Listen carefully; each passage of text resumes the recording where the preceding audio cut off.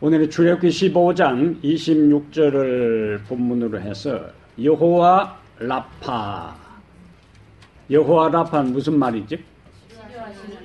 치료하시는 하나님. 치료하시는 하나님이 여호와 라파입니다. 온 세계가 사상 초유의 전파력을 가진 코로나 19의 위력에 점점 공황 상태로 빠져들고 있는 것 같습니다. 세계 정세는 휘청거리고 많은 사람들이 일상을 잃고 집에 갇혀 지내며 고통의 나날을 보내고 있는 요즘입니다. 뉴스를 봐도 온통 코로나, 신문을 봐도 온통 코로나, 사람들이 모여서 이야기하면 온통 코로나. 감염에 대한 불안뿐만 아니라 내가 피해자가 될 수도 있고 내가 모르는 사이에 내가 또 다른 사람의 가해자가 될 수도 있는 것 때문에 더 불안한 하루하루를 우리가 보내고 있어요. 그래서 이런저런 근심과 불안이 우리를 사로잡아 나날의 삶을 힘들게 하고 있는 오늘날입니다. 오늘 조금 더 올려주세요. 하지만 우리에게는 하나님이 계십니다. 어떤 하나님이신가? 여호와 라파의 하나님이시오. 우리를 치료하시는 하나님. 지금은 우리가 온 세상을 통치하시고 그분께 모든 염려와 근심을 맡겨야 할 중요한 시대에 우리가 접어들고 있어요. 오늘 말씀의 제목이 여호와 라파, 치료의 하나님. 결국에 질병도 그분의 통제 아래 있습니다. 예수님께서 그분이 허락하지 않으시면은 참새 한 마리도 땅에 떨어지지 아니한다 말씀했어요. 그러면서 너희는 많은 참새보다 귀하지 아니하냐. 참새 한 마리도 하나님이 허락하지 아니하시면 땅에 떨어지지 않는다고 했는데 하물며 너희일까 보냐. 오늘 우리들 한 사람 한 사람은 참새 한 마리의 가치가 아니라 많은 참새보다 비교할 수 없을 정도로 중요한 하나님의 존재이기 때문에 그분의 통제 아래 내 인생의 삶과 죽음이 있고 이 세상의 모든 역사의 행방이 세상의 모든 것들이 하나님의 손 안에 있음을 기억하고 확신과 믿음 안에서 살아가게 되기를 축복합니다. 인류 역사의 전염병은 결코 만만한 존재가 아니었어요. 수많은 사람을 잇따라 죽이며 인간 삶을 송두리째 무너뜨리고 사회 구조와 국가를 붕괴시켰습니다. 그래서 역사를 보면은 로마 제국이 붕괴된 데는 여러 가지 요인들이 있는데 그 중에 하나가 전염병이에요. 로마 제국 흥망사라는 책에도 다양한 이야기들이 나오지만은 역사가들은 로마가 멸망한 또 하나의 이유가 2세기부터 창궐하기 시작한 전염병의 강력한 영향이 있었다 그렇게 합니다. 서기 165년부터 180년 사이에 전염병이 있었는데 15년 동안에 로마 제국 안에 약 500만 명이 죽었다 그랬습니다. 미국에 지금 한 50명 죽어도 쫄해가지고 지금 겁을 내고 있는 판인데 예? 로마 제국 안에 그 시대 그 시대에 500만 명이 죽었습니다. 그 다음에 다시 서기 251년부터 260년에는 다시 역병이 로마를 강타해서 하루에 로마시 안에서 5천 명이 죽고 다시 또 세 번째 전염병이 강타하는데 541년부터 750년 사이에 전염병이 유행해서 이때는 심할 때는 하루에 1만 명씩 죽어나갔다 그랬어요. 그래서 결국에 로마 제국도 이 전염병의 강타를 견디지 못하고 인구가 반토막이 되면서 주저앉고 맙니다. 이 전염병은 또다시 중세시대를 끝장내는데 강력한 영향을 미치는데 14세기 중반에 우리가 아는 페스트, 이 흑사병이 유럽을 휩쓰는데 단 5년 만에 유럽 인구의 3분의 1을 감소시켰는데 그 당시에 7,500만 명이 죽었습니다. 7,500만 명. 지금 미국 인구가 3억 명을 넘는데 3억 넘은 가운데 50명 죽어도 이야 큰일 났다 이렇게 하는데 유럽 인구의 3분의 1이 그때 다 죽었어요. 이 흑사병의 후유증으로 당시 신성 로마 제국의 근간이 기초가 뿌리부터 흔들리고 신성과 세속을 지배하고 유럽 전체의 정신적 기둥이었던 로마 캐톨릭이 더 이상 교회의 권위를 유지하지 못하고 뿌리부터 흔들리기 시작합니다. 왜냐하면 신의 대리자라고 스스로 자부하고 주장했던 성직자들까지도 흑사병 앞에서 속수무책으로 쓰러지고 그 다음에 기도하기 모였던 성당 안에 있던 사람들이 감염되고 수도원이 완전히 초토화되었어요. 그러니까 사람들이 이제 성직자들에게 달려와 질문을 합니다. 어떤 질문을 했을까요? 왜 이런 일이 일어나며 하나님은 뭐하고 계시는가? 당시 유럽 문명을 주도했던 이 성직자들은 이와 같은 근본적이고 다급한 질문에 해답을 할 수가 없었어요. 그래서 그들이 이야기한 것은 하나님이 분노했다. 그럼 성경의 선지자들은 재난이 닥칠 때에 하나님의 형벌로 이야기하면서 항상 뭘 이야기해요? 이것은 하나님의 심판이다. 그러니까 우리가 회개하고 하나님께로 돌아가야 된다. 이것이 성경에 나오는 패턴이에요. 그런데 중세시대의 성직자들은 하나님의 진노라는 것은 이야기했지만은 문제를 다른 데서 찾고 다른 방법으로 해결하려고 시도했어요. 그래서 이 성직자들은 희생양을 찾았습니다. 그 희생양의 대상이 유대인이었어요. 그리고 마녀들이었습니다. 그들 때문에 하나님이 분노해서 우리가 이렇게 죽어간다. 그러니까 병에 들린 사람들도 유대인들을 정오하고 가족을 잃은 사람들도 유대인들을 정오하고 그때 나온 말이 마녀 사냥입니다. 우리가 보통 많이 사용하는 마녀 사냥의 유래가 중세시대에 흑사병이 창궐할 때에 그 희생양을 찾아서 무차별적으로 체포하고 죽였던 거기에서 나온 말이 마녀 사냥이에요. 결국에 이 흑사병의 창궐은 중세시대의 몰락을 가져옵니다. 여기서 끝나질 않아요. 우리가 사는 이 신대륙에 역사가들은 유럽인들이 신대륙을 점령하는 과정에 이 유럽 군인들의 칼과 총에 의해서 죽은 원주민들 숫자보다 이 유럽 사람들이 가져온 전염병 때문에 죽은 원주민의 숫자가 더 많았다. 그렇게 이야기해요. 우리가 아는 대로 이탈리아 탐험가 콜럼부스가 스페인의 여왕 이사벨라 여왕의 후원을 받아서 결국에 이 신대륙을 발견하게 되는데 1492년에 콜럼부스가 신대륙을 발견하자마자 스페인은 바로 신대륙 정복에 나섭니다. 아, 그런 곳이 있느냐? 황금을 찾아서 그들이 이제 떠나기 시작해요.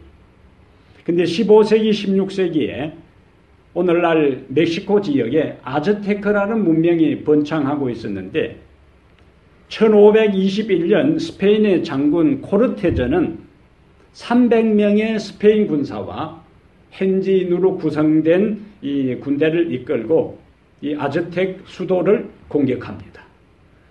3개월의 공격 후에 이 아즈테크 수도가 함락되는데 그 당시 이 아즈텍 수도가 약 30만 정도 됐는데 가보니까 15만은 벌써 죽었어요. 이 유럽 군인들이 상륙해서 공격하게 된 전염병이 먼저 번져가지고 유럽에 번지고 있던 전염병에 아무 면역력이 없던 이 원주민들이 15만 명이 왕을 포함해서 이 원주민 지도자들이 대거 전염병에 의해서 먼저 다 죽은 거예요. 그런데 그들이 보니까 백인들은 자기들은 치명적으로 손도 쓰지 못하고 죽어가는데 백인들은 아무렇지도 않아요. 왜냐하면 이미 유럽에 있던 사람들은 반복한 전염병으로 인해서 몸에 면역력이 생겨가지고 아무렇지도 않고 이 남미에 있는 이 사람들은 한 번도 접해보지 않는 병영군을 하니까 몸에 면역세포가 형성되지 않았기 때문에 그냥 속수무책으로 다 죽어간 거예요. 그러니까 싸울 전의를 다 상실했어요. 패배감에 사로잡혀 있는 상태에 있었기 때문에 300명하고 소수의 원주민 군인들과 연합된 거기에 의해서 30만이 있는 그 수도가 그냥 함락되었어요. 어떻게 300명의 스페인 군사가 그 도시를 정복할 수 있었을까? 그 배경에 전염병이 있었다는 이야기입니다. 그래서 결국에 남미의 잉카와 아즈텍 문명은 역사에서 통째로 사라지는 비극이 연출됩니다. 하나님은 당신의 백성들이 어떻게 살기를 원하시는가? 건강하게 살기를 원하셔요.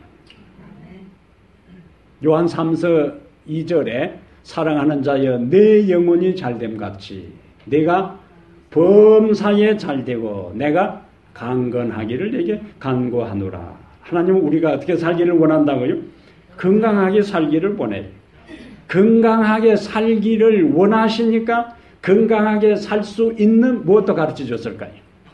방법, 법칙도 가르쳐 주시고 하나님은 우리에게 그냥 원하시기만 하는 것이 아니라 그 원하시는 소망이 우리의 삶에서 이루어지도록 건강하게 살 수 있는 법칙과 원리와 방법, 지침까지를 우리에게 가르쳐 주셨습니다.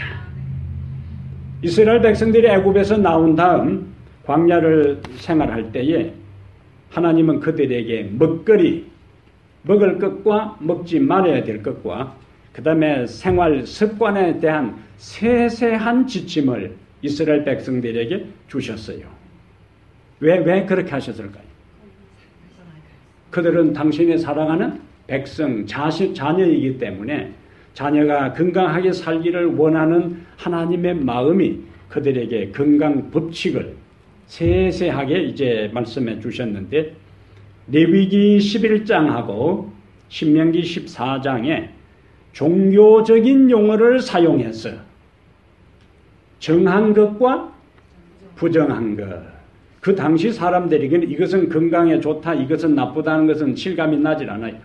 종교적인 조직체 하나님과의 관계에서 정한 것과 부정한 것이라는 용어를 사용해서 그들에게 세세한 지침을 주셨습니다.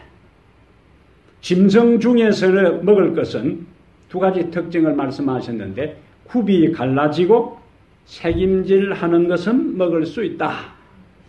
그게 해당되는 것이 소나 양이나 염소 등입니다. 근데 부정하다고 먹지 말라고 한 것이 뭐냐? 낙타나 돼지 종류들이. 어류 중에서 기준은 뭐였습니까? 지느러미와 비늘이 있는 것은 정하고 지느러미와 비늘이 없는 것은 부정하고. 그럼 폐류 종류 가운데 조개, 사람들이 영양죽이라는 전복,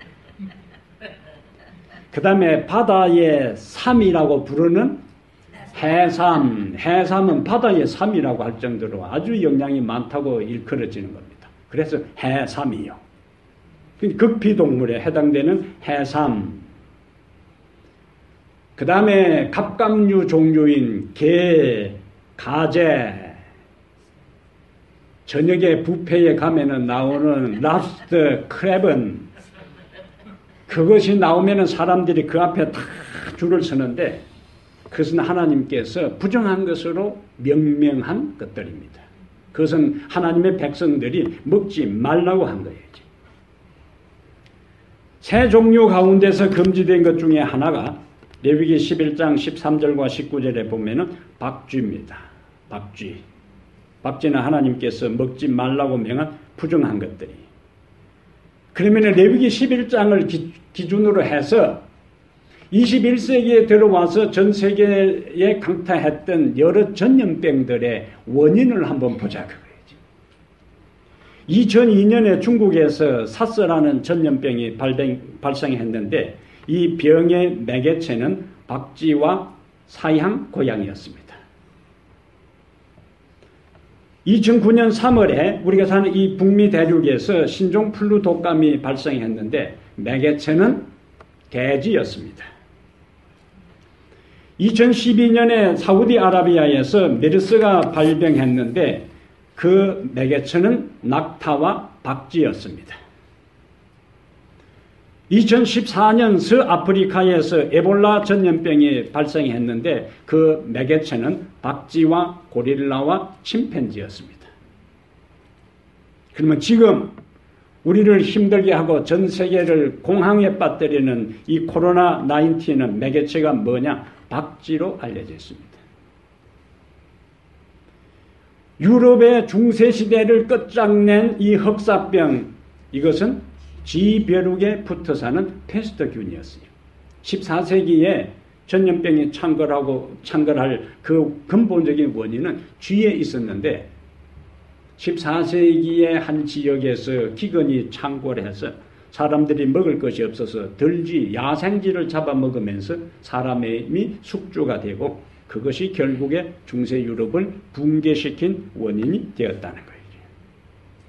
하나님께서 레위기 11장에서 부정하니까 먹지 말라고 한 것이 공통점입니다.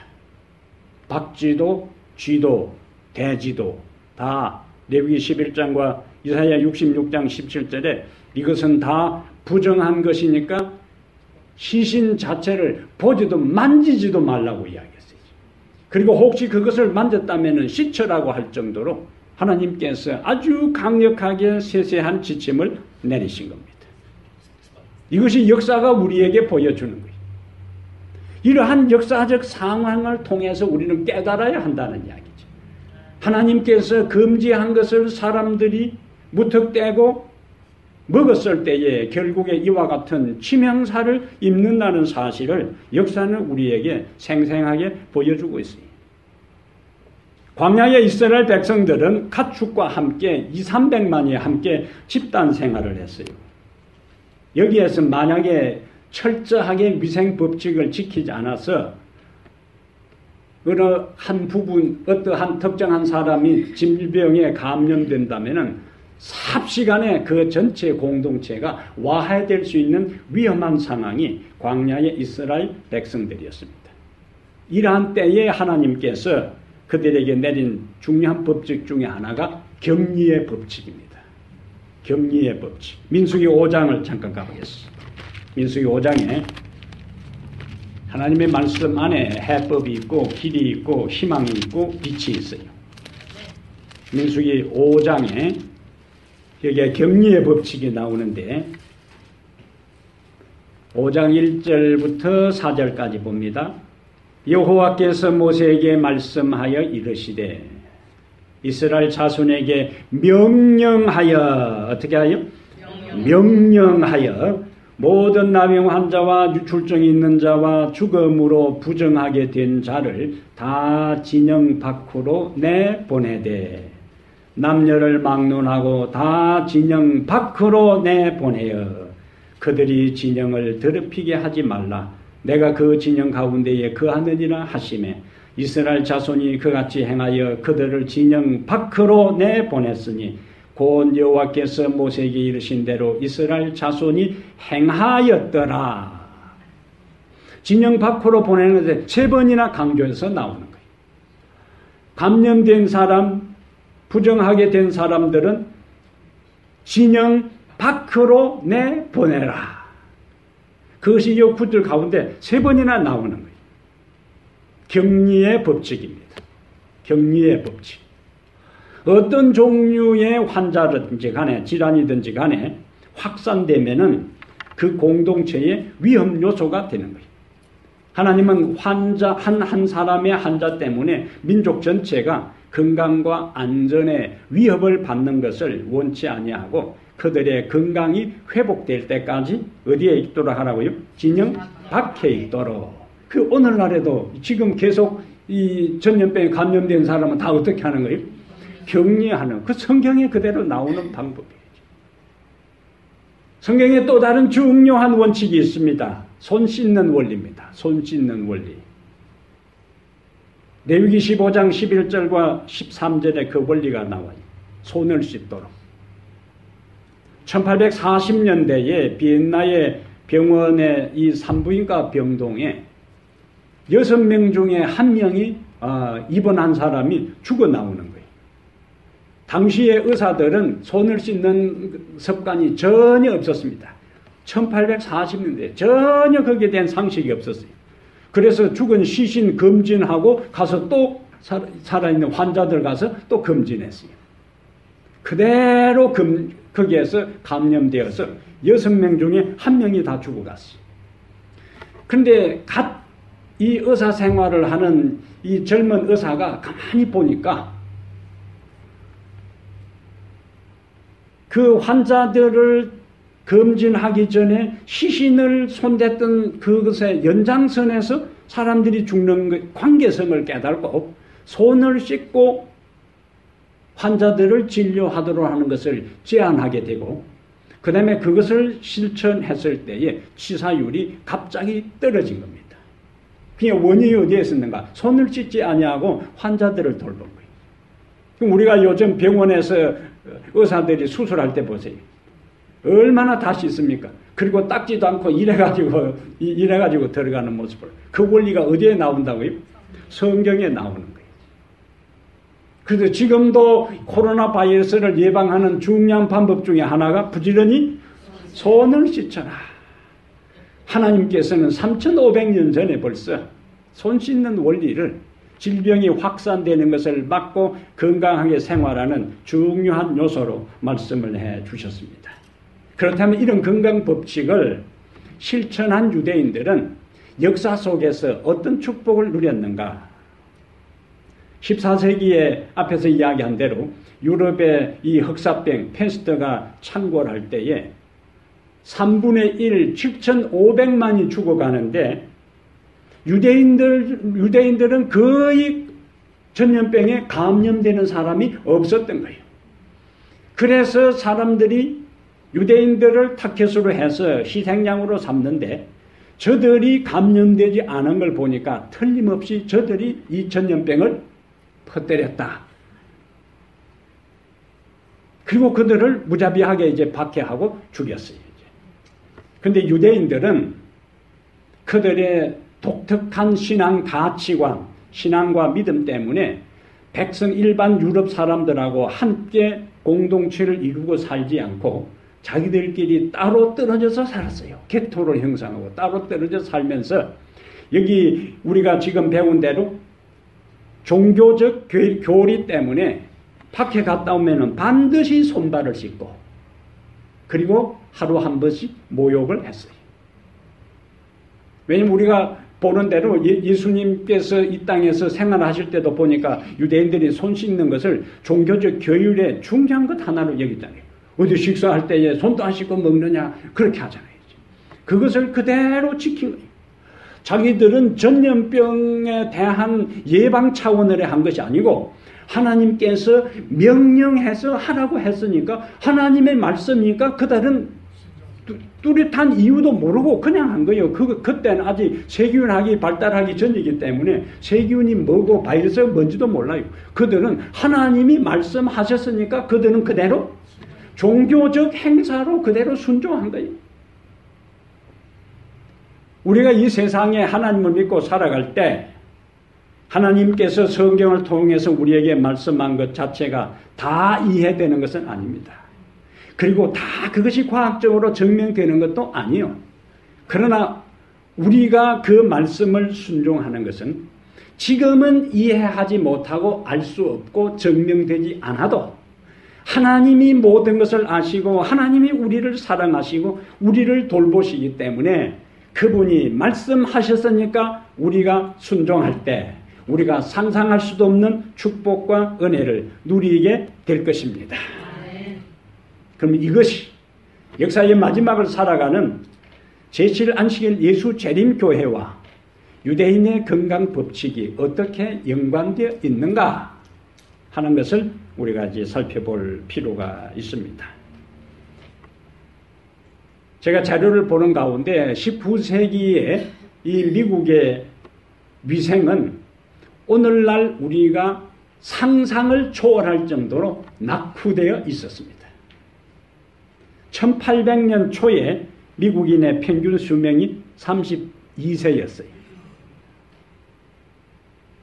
1850년에는 41살, 1900년 초에는 50살, 1950년대에 67살, 지금 2020년에는 미국인 평균 예상 수명은 78.63입니다.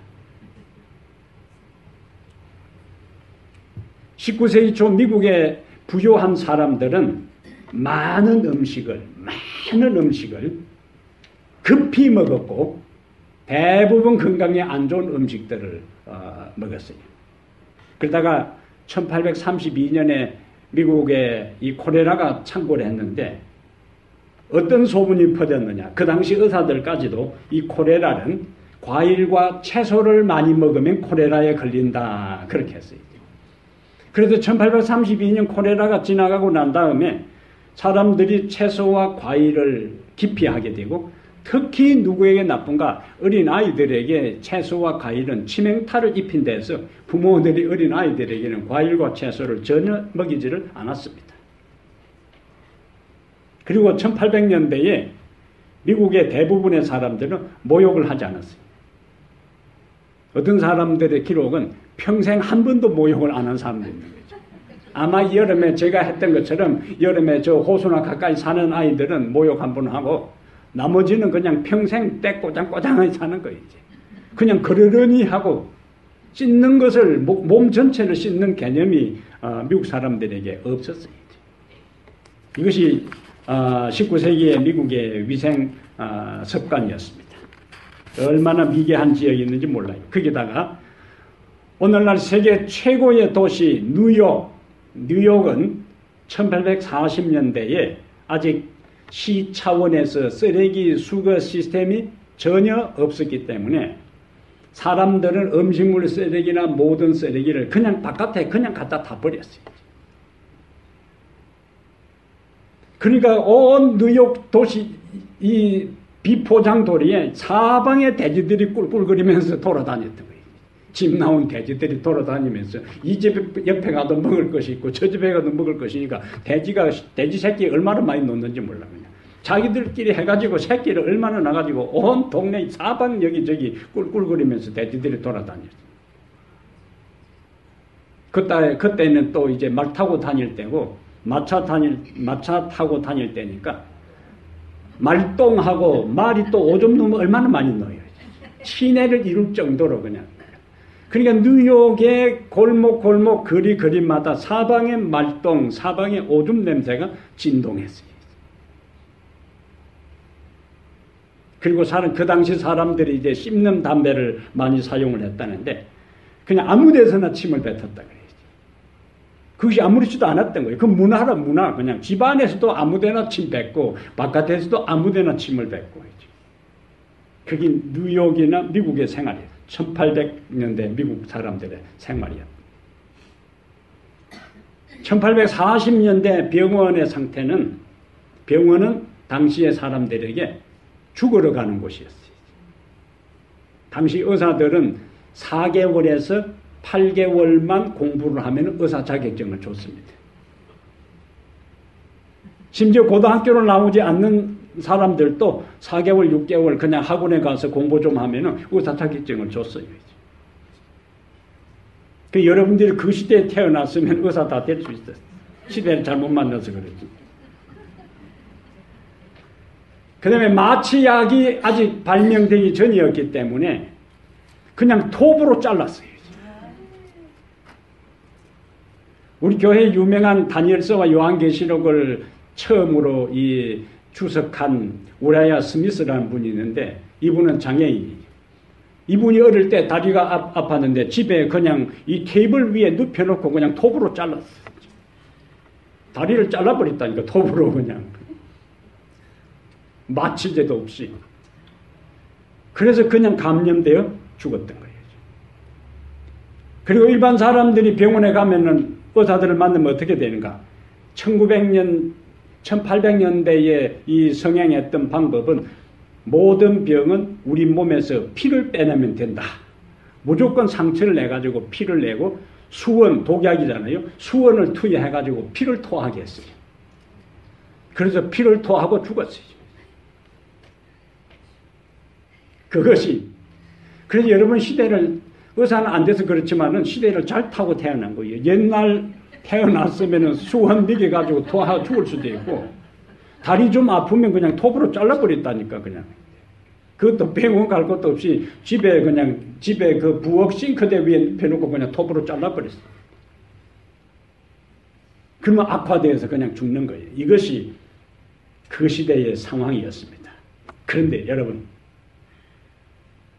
1863년 이렇게 무지한 19세기 중반에 1863년 6월 6일에 하나님께서 엘렌 화이트에게 건강기별을 주십니다. 당시에 비교해서 이것은 아주 파격적인 그 시대를 앞선 그 당시 최고의 지성인들이 아무도 생각하지 못하고 이해하지도 못하고 받아들일 수도 없는 시대를 앞선 탁월한 기별을 하나님께서 엘렌 화이트에게 계시를 통해서 1863년 6월 6일에 그에게 건강 이상을 주셔요. 오늘날 우리가 뉴스타트 교회 다닌 사람이 안 다닌 사람 다 아는 뉴스타트는 그분이 쓴 치료봉사 127페이지에 맑은 공기, 햇볕, 절제, 휴식, 운동, 적절한 식사, 물의 사용, 하나님의 능력을 신뢰함. 이것은 우리의 몸을 치료하는 하늘이 준 원리다. 그렇게 강조했어요. 이 8가지 뉴스타트가 그 무지몽매한 시절에 하나님께서 그 기별을 주셨다는 거예요. 예? 하나님께서 그 당시에 살던 사람들이 1년에 모욕 한 번도 안 하고 평생에 모욕 한 번도 안 하고 죽은 사람들이 비일비재하던 그 시절에 엘렌 G. 화이트를 통해서 교회정은 3권 70페이지에 매주 2번씩 목욕을 하는 것이 건강에 좋다. 그 놀라운 기별을 주신 거예요. 그리고 과일과 채소가 질병의 원인이라고 알고 있던 그 무식한 시대에 우리의 몸을 건강하게 한 에덴의 식품, 하나님이 주신 식품이 바로 과일과 채소라고 강조했다는 거예요.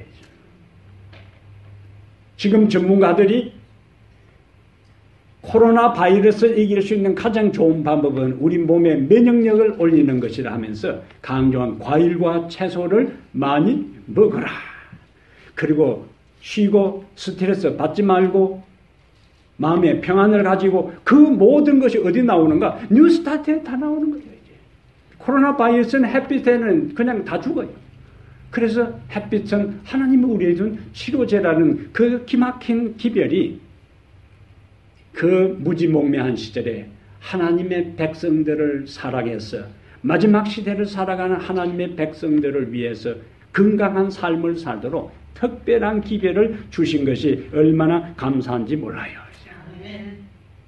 다음 안식일에는 성서적 면역력에 대한 것들을 함께 나누려고 생각하고 있습니다. 지금과 같은 상황은 종말이 다가올수록 더 빈번해질 것입니다. 인간의 의학으로 어쩔 수 없는 질병, 그리고 백신으로 치료할 수 없는 변종 바이러스가 더 기승을 부를 것입니다. 지금 지구온난화 때문에 그동안에 얼음으로 덮여있던 동토의 땅들이 녹아가는데 과학자들이 지금 바짝 긴장하는 것 중에 하나가 그 동토의 밑에서 있던 바이러스들이 이 땅 얼음이 녹음으로 인해서 바이러스가 지금 현대 인류에게 면역력이 전혀 없는 고대에 있었던 바이러스가 죽지 않고 동결된 상태에 있다가 지금 그것이 언제 창궐할지 모른다는 경고를 내놓고 있는 겁니다. 하늘과 땅에서 더 무서운 일들이 일어날 것입니다. 세상은 점점 더 혼란에 빠져 통제 불능의 상태에 빠지게 될 것입니다. 지금 보세요. 눈에 보이지도 않는 현미경으로 들여다보아야 보이는 그 바이러스 때문에 세계 최강의 이 미국이 쩔쩔매고 있잖아요. 아무리 원자탄이 많이 있고 항공모함이 있고 미사일이 있어도 이거는 뭐 그걸 가지고는 죽일 수가 없어요. 사람들이 갈팡질팡하고 사람들이 우왕좌왕하고 어쩔 줄을 모르고 지금 일어나고 있는 일과 앞으로 일어날 사건들로 인해서 두려워하고 기절하고 공황 상태에 빠질 일들이 앞으로 더 많이 일어난다는 이야기예요.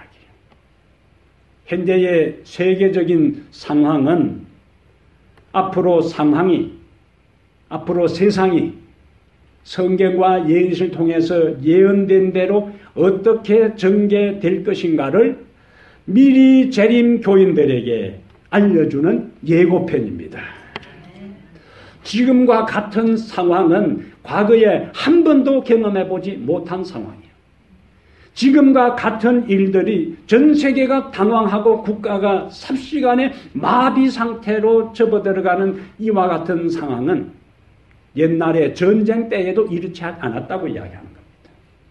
그런데 바이러스에 의해서 전 세계의 경기가 바닥을 치고 인간과 인간에게 사람을 멀리해야 되는 사상 초유의 이러한 일들은 학교가 문을 닫고 교회가 문을 닫고 모든 경기가 중단되는 이와 같은 일들은 역사 이래로 한 번도 경험해보지 못한 초유의 일들입니다. 그런데 성경과 예언이시는 이러한 일들이 앞으로 더 빈번해지고 더 감당할 수 없을 정도로 세상을 휘몰아쳐 일어날 것이라고 경고하고 있는 겁니다. 예언의 능력을, 예언의 기별을 가진 백성만이 시대를 관통해서 흐르고 있는 메시지를 찾아서 읽을 수가 있어요. 그리고 이 시대에 내가 어떻게 살아야 할지를 깨닫게 되는 것입니다. 하나님께서 수많은 민족 가운데 유대인들을 선택하시고 당신은 선택한 유대인들에게 건강 법칙을 주셔서 그 법칙을 따라 살아갈 때 건강의 축복을 누리게 하므로 다른 민족들이 저들이 건강한 이유가 무엇인가를 알고 살아계신 하나님께로 돌아오게 하신 것처럼 이 혼란한 시대에 하나님께서 제7안식 예수 재림 교인들에게 특별한 건강 기별을 주신 것입니다. 그리고 시대의 흐름에 대한 특별한 메시지를 우리에게 미리 주셨어요. 이것은 갑자기 일어난 일이 아니라 이미 이러한 일들이 일어날 것을 성경이 예언했고 예언이신이 미리 말씀한 그것이 이제는 실제적으로 우리의 눈앞에서 가시적으로 경험적으로 실제적으로 일어나고 있는 일들. 이 일들은 앞에서 이야기한 것처럼 앞으로 더 엄청난 일들이 일어날 것에 대한 무엇이라고요? 예고편에 불과한 것입니다. 이제 우리는 이렇게 살아도 안 되고 아무렇게 살아서는 안 되는 거예요. 그리고 아무 것이나 입맛 때문에 먹어서는 안 되는 거예요. 그것이 맛이 있느냐 없느냐 내 입에 땡기느냐 땡기지 않느냐가 문제가 아니라 그것이 하나님께서 지정한 음식인가 아닌가가 우리의 선택의 기준이 돼야 되는 겁니다. 나는 어릴 때부터 그것을 먹었고 그거 아니면 못 먹어가 문제가 아니라 하나님께서 우리의 입맛을 바꾸어 주시도록 기도해야 할 때가 있다면 바로 지금입니다. 왜냐하면 유대인들이 그 창고라는 전염병 가운데서도 생존할 수 있었던 것은 그들은 하나님의 말씀에 묵묵하게 이유를 달지 않고 주변 사람들의 질시와 별나다고 이야기하고 특별하다고 이야기하고 까닭스럽다는 온갖 비난 가운데서도 그것이 하나님의 명령이기 때문에 그들은 순종했어요. 왜 하나님이 그러한 명령을 내렸는지를 모르지만은 그 당시의 지식적 수준으로 과학적 발달로 영양학 상식으로 의료적 상식으로는 이해가 되지 않아도 누가 말씀하셨습니까? 하나님이 말씀하셨으니까 그들은 그대로 따랐어요. 오늘 이 시대는 그와 같은 무지한 시대에 살지 않고 이미 하나님께서 마지막 선자를 통해서 우리에게 제시한 그 건강기별이 과학적인 모든 증명, 영양학적인 모든 증명을 통해서 이 시대를 위해서 우리가 선택해야 할 길임을 명확하게 보여주고 있기 때문에 우리의 선택, 우리의 결심은 분명한 것입니다. 그래서 주님은 우리에게 너희가 먹든지 마시든지 무엇을 하든지 다 하나님의 영광을 위하여 하라. 고린도전서 10장 31절에 말씀하셨고 너희 몸은 하나님의 거룩한 성령이 거하는 전이라고 성전이라고 우리에게 말씀을 하셨어요. 오늘 출애굽기 15장 말씀을 다시 보겠어요. 출애굽기 15장 26절에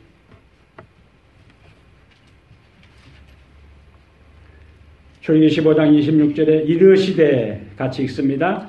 이르시되 너희가 너희 하나님 나 여호와의 말을 들어 순종하고 내가 보기에 의를 행하며 내 계명에 귀를 기울이며 내 모든 규례를 지키면 내가 애굽 사람에게 내린 모든 질병 중 하나도 너희에게 내리지 아니하리니 나는 너희를 치료하는 여호와임이니라. 아멘.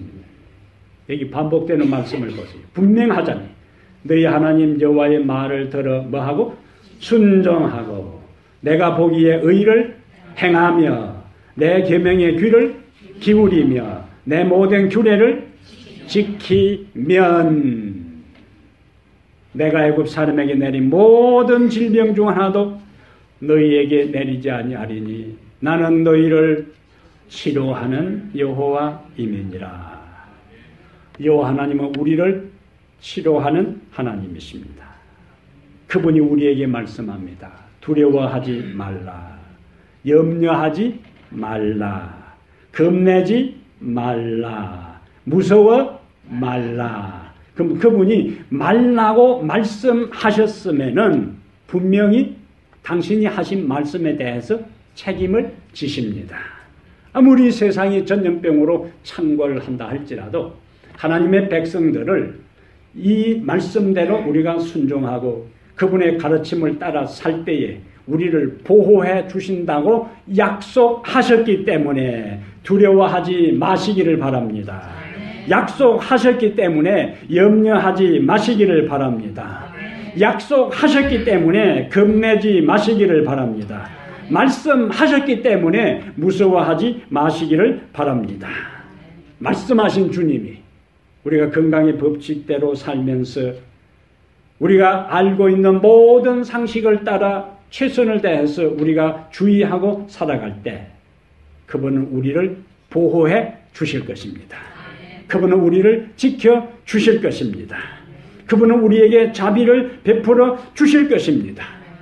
중세시대에 흑사병이 창궐한 그 시대에 말씀을 순종했던 유대인들의 경험이 오늘 이 시대를 살아가는 여러분과 저의 경험이 되기를 바랍니다. 여호와 라파, 우리를 치료하시는 하나님, 이 혼란한 시대를 살아갈 때 우리가 붙들어야 할 약속이요, 우리가 불러야 할 하나님의 이름입니다. 여호와, 당신은 여호와 라파, 여호와 라파, 여호와 라파, 우리를 치료하시는 하나님, 그분의 은혜 아래서 우리 모두가 건강하게 활기차게 마음의 평안을 누리고 당당하게 이 거친 모든 전염병이 창궐한 이 시대를 할지라도 흔들림이 없이 마음의 평안을 누리며 살아가게 되는 축복의 사람들 되기를 주의 이름으로 축복합니다. 모든 질병을 치료하시고 회복의 능력을 가지신 여호와 라파 우리 하나님이시여, 주님이 우리의 하나님이 되심을 이 시간 고백합니다. 세상이 혼란하고 어수선하고 사람들이 갈팡질팡하고 우왕좌왕하면서 온 세상이 코로나 전염병으로 인해서 공포에 질려 있습니다. 사람들이 세상에 임한 일과 앞으로 닥칠 일로 인하여 두려워 떨고 있는 이때에 우리로 하여금 하나님을 믿게 하시고 하나님을 바라보게 하시고 하나님을 신뢰할 수 있는 믿음의 길을 걷도록 우리를 부르신 주의 은혜를 찬양하고 높입니다. 주께서 이 혼란한 시대를 미리 내다보시고 우리가 이 시대에 어떻게 살지를 미리 말씀해 주셨사오니 우리에게 가르쳐 주신 건강의 법칙을 따라 살아갈 수 있도록 주님 우리의 입맛을 바꾸어 주시고 말씀에 순종할 수 있는 새로운 결단과 결심이 우리의 삶 속에서 반드시 일어나게 해 주시옵소서. 우리의 사랑하는 성도들 개인과 가정을 지키시며 보호하실 뿐만 아니라 믿음의 새로운 각성이 일어나는 계기가 되게 하여 주시옵소서. 단지 이 코로나 바이러스 전염병이 두려워 집에 있는 것으로 끝나지 않게 하시고 시대를 관찰하고 시대를 꿰뚫어보고 시대의 상황이 오늘 살아가는 우리를 향한 메시지가 무엇인지를 깨달아 영적으로 하나님께로 더 가까이 나가고 자신의 삶을 살펴 주 앞에 전적으로 헌신하고 회개하는 새로운 전화 이복의 기회가 되게 하여 주시옵소서. 앞으로 교회가 어떤 위기에 처할지 모릅니다. 시대적 상황이 더 급박하게 돌아가 우리가 함께 모여 찬양하고 함께 모여 예배드리고 함께 모여 말씀을 배울 수 있는 이 일들이 언제 중지되고 언제 하지 못하도록 국가적 명령으로 말미암아 중단당할지 모르는 시대에 우리가 삽니다. 하나님 아버지 우리에게 각성함을 주시옵소서. 아직까지 우리의 신앙의 자유가 있을 때에 아직까지 우리가 함께 모여 예배할 수 있을 때에 아직까지 우리가 성경을 펼쳐놓고 말씀을 연구하고 자유롭게 기도할 수 있을 때에 하나님 우리의 신앙을 차곡차곡 새롭게 정비해서 주님께로 나가는 계기가 되게 하여 주시옵소서.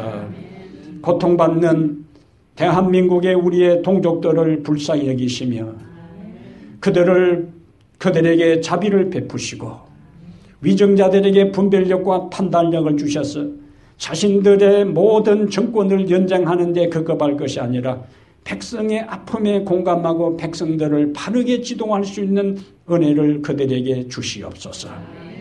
그리하여 남북이 통일되어서 대한민국을 통하여 하나님 전 세계에 하나님의 귀한 복음이 다시 한번 전거되는 발판이 되게 해 주시옵소서. 이제 하나님 우리의 삶에 주어진 은혜를 따라 다시 우리의 세상으로 나가서 주님의 은혜를 기억하며 살려고 하오니 하나님 우리를 지금까지 보살피시고 붙드시고 은혜 주신 것처럼 우리를 도우시고 무엇보다도 연로한 우리의 모든 이 교회 성도들과 연약한 자들의 몸에 면역력을 주셔서 이 질병에 감염되지 않도록 강한 믿음을 주시고 마음을 주시고 은혜를 더하여 주시옵소서. 예수 그리스도 이름으로 간절히 기도합니다.